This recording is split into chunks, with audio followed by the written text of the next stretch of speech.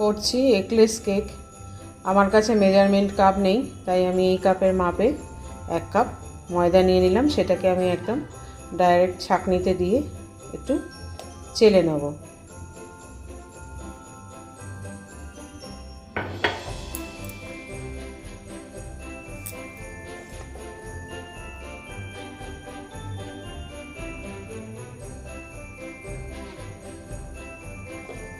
এভাবে চেলে নেব। এবার আমি এই মেজারমেন্ট কাপ নেই, আমি এই কাপেরই 1 কাপ ময়দা নিয়েছিলাম, 1 কাপ চিনি নিচ্ছি। আমি একটু 1 কাপের থেকে একটু দেখুন কাটিয়ে চিনিটা নিয়েছি। আপনারা যে যেরকম মিষ্টি খান সেই মতন দেবেন। আমি একটু মিষ্টি কমই ভালোবাসি কেকে, সেই জন্য আমি একটু 1 কাপের থেকে একটু কম চিনি নিয়েছি। আর এখানে একটুখানি দারচিনি আর ছোটো এলাচ দিয়ে দিয়েছি। এই চিনির সাথে এটাকে আমি গুঁড়িয়ে নেব। মিক্সিতে চিনিটা গুঁড়োনো হয়ে গেছে। এবার এই চিনিটাকে আমি একটু ছেঁকে নেবো। যেহেতু দারচিনি আর ছোটো এলাচটা দিয়েছি, যদি দানা থেকে থাকে সেই জন্য ছেঁকে নেব। এই ছাঁকনিতে ফেলে এবার ছেঁকে নেব। চিনিটা ছাঁকা হয়ে যাওয়ার পর এবার বেকিং সোডা, বেকিং পাউডার,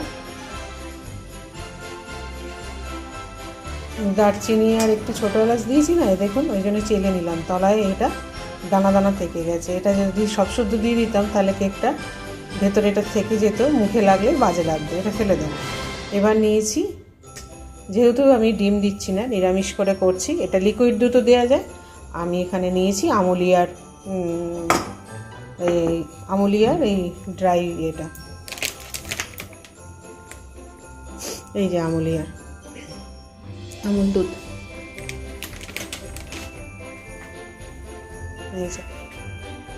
এটা 1/2 কাপের মতো নিয়েছি। যাই করতে হবে মেজারমেন্ট কাপটা মেপেই করতে হবে, নাহলে মাপটা ভুলভাল হয়ে যাবে। এবার 1 চিমটে মতো দেব বেকিং সোডা আর একটুখানি দেব বেকিং পাউডার। এটা একটু চেলে নেব। একটুখানি দেব বেকিং পাউডার, এটা চেলে নেব। আর এর সাথে দেবো একটু কোকো পাউডার, 1 চামচে মতো নিলাম কোকো পাউডার। এগুলোকে সব চেলে নেব। এই কাপের মাপ করেই আমি 1/2 কাপ নিয়ে নিচ্ছি সাদা তেল। এটা বাটার দিয়েও করা যায়, বাটার দিয়েও করতে পারেন। আমি সাদা তেল দিয়েই এখানে করছি। সাদা তেলের স্ট্রাকচারটা খুব ভালো আসে, একটা মসৃণ গাটা আসে। আমি দিয়ে দিলাম এর ভেতর সাদা তেল দিয়ে এবার ব্যাটারটা ফেটিয়ে নেব। প্রিহিট করার জন্য আমি এই ডেচকিতে করব, সেই জন্য আমি প্রিহিট করার জন্য ডেচকিটা অলরেডি গ্যাস জ্বালিয়ে বসিয়ে দিয়েছি। আর এর ভেতর আপনারা ইচ্ছে করলে বালি দিয়ে করা যায়। আবার বালি এখন তো সবসময় অ্যাভেলেবেল পাওয়া যায় না, মানে এরমভাবে খাবারেতে দেবো, সেই জন্য নুন দিয়েও করা যায়। এর তলাটায় নুন দিয়ে দিতে পারেন, বা কিছু না হলেও একটা ওই খাবার রাখবার যে স্ট্যান্ড হয়, সেই স্ট্যান্ড আমি এর ভেতর দিয়ে দেবো।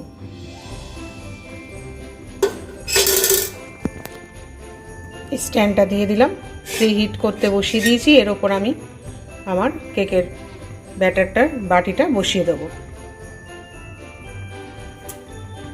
আমি এই সিলভারের পাত্রটা নিয়েছি, এটার ভেতর আমি এই ব্যাটারটা ঢালবো। তার আগে আমি একটু অল্প করে সাদা তেল দিয়ে বাটিটায় ভালো করে সারা গায়ে বুলিয়ে দেবো, যাতে এতে আটকে না যায়। এখানে আপনারা বাটার পেপারও দিতে পারেন, তা আমার বাটার পেপার নেই, আমি এরমভাবেই করি, তাতে আমার পুরোটাই সুন্দরভাবে উঠে আসে, কোনো অসুবিধা হয় না। একটুখানি সাদা তেল এইভাবে সারা এতে বাটিটার গায়ে বুলিয়ে দেবো।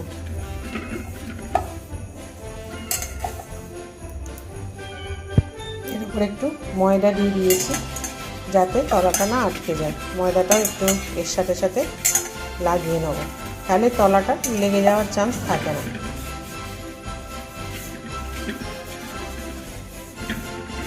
সারা গায়ে একটু বুলিয়ে দিলাম। দেখুন আমার ফ্যাটানো কমপ্লিট। এটাকে প্রচুর ফ্যাটাতে হয়, একটু যত ফ্যাটাবেন তত ফ্লপি ভেতরটা একদম ফুলবে ভালো। একদম সুন্দর করে ফেটিয়ে নিয়েছি। এবারে ভ্যানিলা এসেন্স থাকলে ভ্যানিলা এসেন্স দিতে পারেন একটুখানি, 1 ফোঁটা। আমার কাছে এখন নেই বলে আমি ভ্যানিলা এসেন্স দিইনি, ওই জন্য আমি একটু দারচিনি আর ছোটো এলাচ গুঁড়িয়ে ওই চিনির সাথে বেটে নিয়েছিলাম। ভ্যানিলা এসেন্স থাকলে একটু ভ্যানিলা এসেন্স দিতে পারেন। এরপরে টুটি ফুটি থাকলে টুটি ফুটি দিতে পারেন। আমি টুটি ফুটি দেবো না, কারণ টুটি ফুটি ঠিক ভাল লাগে না। আমি একটু কাজু আর আমন্ড কুচিয়ে দিয়ে দেবো। এবার একটু এটাকে ট্যাপ করে নেব। নিয়ে আমার রিহিট হয়ে গেছে। এবার আমি ডেচকিতে এটা বসিয়ে দেবো। এবার আমি ডেচকির মধ্যে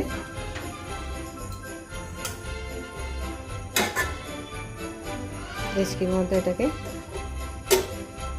বসিয়ে দিলাম, দিয়ে আমি এবার চাপা দিয়ে দেবো। আর এইগুলো দিলাম না এখন, কাজু আর আমন্ড, কারণ এখন দিলে কি হবে, এটা পুড়ে পুড়ে যেতে পারে, তলার দিকে চলে যাবে। তো এটা একটুখানি বেক হয়ে গেলে তার উপরে ছড়িয়ে দিলে সেটা নিচের দিকে যায় না, ওপরেই সেটা ভেসে থাকবে। একটু হয়ে যাক। আমন্ডটাকে যেমন কুচিয়ে নিয়েছি, খোসা ছাড়িয়ে একটু বেগুলো করে নিয়েছি, কাজুটা এটাকে ছড়িয়ে দিয়েছি। আমার হাতের বানানো কেক দিয়ে 1 জানুয়ারি সবাইকে উইশ করলাম। দেখো এটাকে কেটেছি, কি সুন্দর স্পঞ্জি হয়েছে এবং খেতেও খুব সুন্দর হয়েছে, একদম সুন্দর হয়েছে, স্পঞ্জি হয়েছে, টেস্টও খুব সুন্দর হয়েছে। আমি যেভাবে দেখালাম এভাবে বাড়িতে করে সবাই দেখো, খুব সুন্দর লাগবে খেতে। হ্যাপি নিউ ইয়ার, সবাই ভালো থেকো, সবাইয়ের দিন খুব ভালো কাটুক। সবাইয়ের হাত ধরে চলো আমরা সবাই এগিয়ে চলি, সব দুঃখকে সরিয়ে আমরা যেন সবাই আনন্দে মেতে উঠতে পারি 2025-এ। হ্যাপি নিউ ইয়ার, শুভ নববর্ষ। আমার হাতের কেক দিয়েই শুরু করছি 5 জানুয়ারি। শুভেচ্ছা, শুভকামনা, ভালোবাসা তোমাদের সবাইয়ের জন্য, আমার প্রাণ ভরা ভালোবাসা। তোমাদের সবার জীবন খুব আনন্দে ভরে উঠুক 2025।